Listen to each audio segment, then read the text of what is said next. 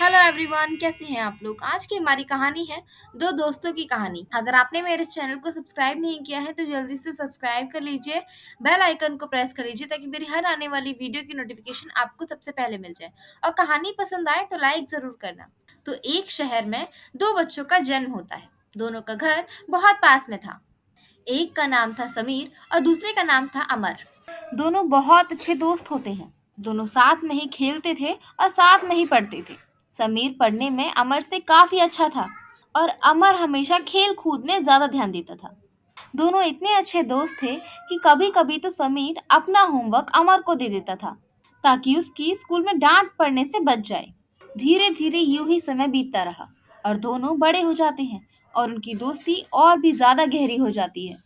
समीर अच्छा पैसा कमाता था। समीर का खुद का बिजनेस था क्योंकि वो शुरू से ही पढ़ाई लिखाई पर काफी ध्यान देता था।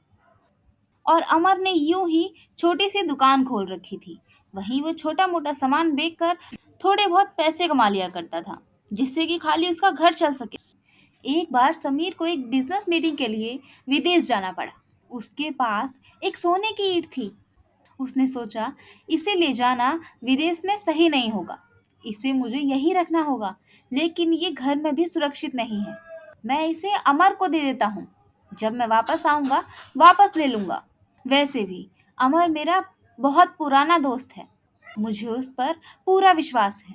समीर वो सोने की ईंट लेकर अमर के घर चला जाता है और अमर से जाकर कहता है, अमर भाई, मुझे आज तुम्हारी एक सहायता चाहिए। कल मैं विदेश जा रहा हूँ।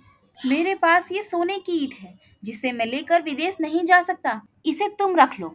जब मैं विदेश से वापस आऊंगा तो मैं इस ईंट को वापस ले लूंगा। अमर कहता है, तुम इसे निश्चिंत होकर मेरे पास छोड़ सकते हो। मैं इसकी सुरक्षा अपने हाथों से करूंगा और जब तुम लौट के आओगे तुम्हें ये सही सलामत मिल जाएगी। समीर वो ईंट देकर विदेश चला जाता है और काफी साल बाद जब वह वापस आता है तो वह अमर के घर जाता है और अमर से कहता है, अमर, मैंने जो तुम्हें ईंट दी थी वो सुरक्षित तो है ना? लाओ, मुझे वापस कर दो। अमर अपने मन में सोचता है कि समीर तो वैसे भी काफी पैसे वाला है और अभी विदेश से भी ये खूब पैसा कमा कर लाया होगा। अगर ये ईंट मैंने इसे दोबारा दे दी तो ये तो और भी ज्यादा पैसे वाला हो जाएगा। ये ईंट अगर मेरे पास रहेगी तो मैं शायद से समीर के बराबर हो जाऊं। अमर समीर से कहता है, समीर, मुझे माफ कर दो। मैं तुम्हारी ईंट की रक्षा नहीं कर पाया। वो जो ईंट तुम मुझे देकर गए थे उसे तो चूहे ने खा लिया। समीर को ये बात बहुत अटपटी लगती है, लेकिन उस समय समीर अमर से कुछ भी नहीं कहता और अपने घर वापस आ जाता है। कई दिन बीत जाने के बाद समीर को अमर के घर के पास अमर का बेटा मिलता है। समीर के दिमाग में एक तरकीब आती है और वो अमर के बेटे को अपने घर ले आता है और उसे खूब सारे खिलौने, चॉकलेट्स ला कर देता है ताकि वे समीर के घर पर अच्छे से रह सके। शाम हो जाती है। अमर अपने लड़के को ढूंढ रहा होता है। अमर काफी परेशान हो चुका था क्योंकि उसने अपने लड़के को हर जगह ढूंढ लिया था, लेकिन उसका लड़का कहीं नहीं मिला। जब वह अपने पड़ोसियों से पूछने जाता है तो उसके पड़ोसी बताते हैं कि तुम्हारे बेटे को तो हमने समीर को ले जाते हुए देखा था। अमर तुरंत समीर के घर चला जाता है और समीर से जाके पूछता है कि क्या तुम मेरे बेटे को अपने घर लाए हो? मुझे मेरे पड़ोसियों ने बताया है। समीर अमर से कहता है, हाँ, मैं लाया तो था, लेकिन तुम्हारे बेटे को रास्ते में ही एक चिड़िया उड़ा कर ले गई। बताओ मैं क्या करता? मैंने बहुत रोकने की कोशिश करी। अमर चिल्लाने लगता है और कहता है, मेरे बेटे को चिड़िया कैसे ले जा सकती है? तुम झूठ बोल रहे हो।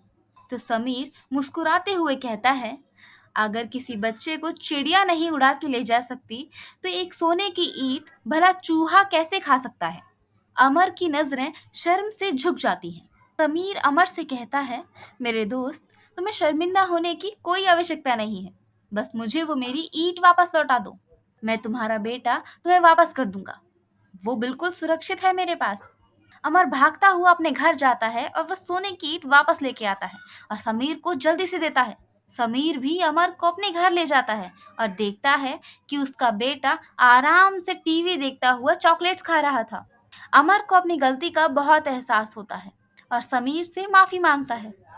इस कहानी से हमें यह सीख मिलती है कि कभी भी हमें दूसरे की चीज़ देखकर लालच नहीं करना चाहिए। हमें जो भी मिला है, हम उसी में खुश रहें। कहानी अगर अच्छी लगी है तो लाइक ज़रूर करना और अगर आपने मेरे चैनल को सब्सक्राइब नहीं किया है तो जल्दी से सब्सक्राइब कर लो, क्योंकि आपको मेरे चैनल पर इसी तरीके की कहानी हमेशा देखने के लिए मिलेंगी। तो मिलते हैं अगली कहानी में, तब तक के लिए राधे राधे।